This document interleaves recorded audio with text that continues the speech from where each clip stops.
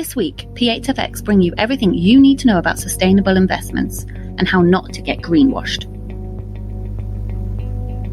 With the impact of climate change and subsequent catastrophes we are seeing across the globe, investors have increasingly become more aware of the companies that they decide to invest in and are choosing sustainability over profitability. Companies have been reporting their sustainability levels since the 1970s. But it wasn't until the 1990s that corporate social responsibility was a key factor in their reports. Since 2016, sustainable assets have grown more than 50% to $35.3 trillion.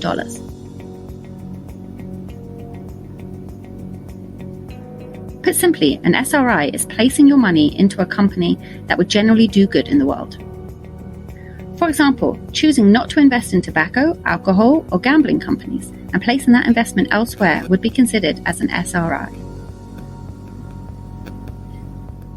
The term ESG is often used in conjunction with SRI. However, it's not just the company's business practices that are considered.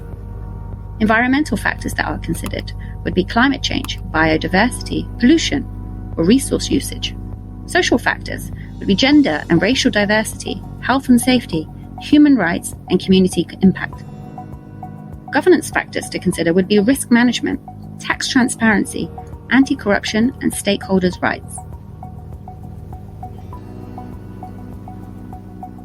Impact investment is an extension of SRI and ESG, which looks at the company itself being sustainable, but also the impact on the world that we inhabit.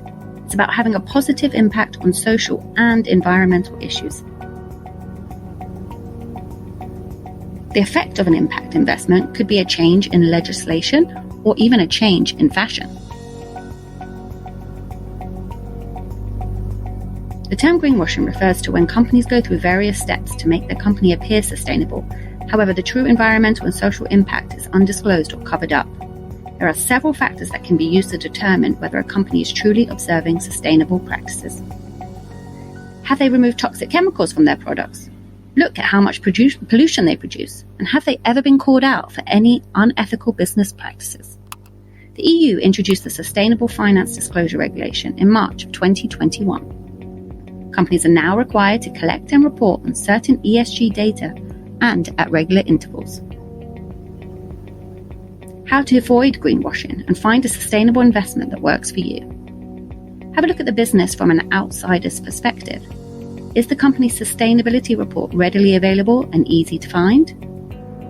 Find what they claim to be sustainable or ethical, and does this fit your personal views? Have they been called out by anyone regarding unethical practices or the true environmental impact of their business? Can they prove the health benefits or the environmental impact that they're having? There is no one-size-fits-all approach or standard method of collecting data, and sometimes it comes down to a matter of opinion, which is why more regulation and quantitative data pools would be greatly appreciated. It is very important to support and help grow companies which aim to have a positive impact on our environment and societies, and it should become an important factor into any future investment consideration for all investors around the globe. Thank you very much for listening, and don't forget to subscribe to the P8FX channel and check out our website for more information.